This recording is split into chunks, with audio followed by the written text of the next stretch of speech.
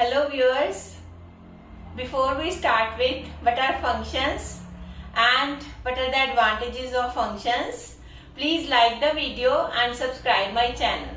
Functions are very important part of any program, and in Java a function or a method is a group of statements that perform some specific task and may or may not return the result.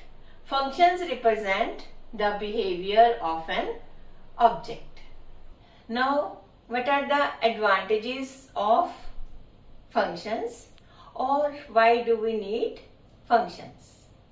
First of all, functions implement reusability of code.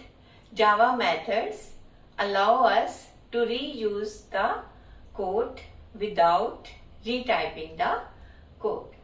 And the next advantage being functions improve readability of the program, because a large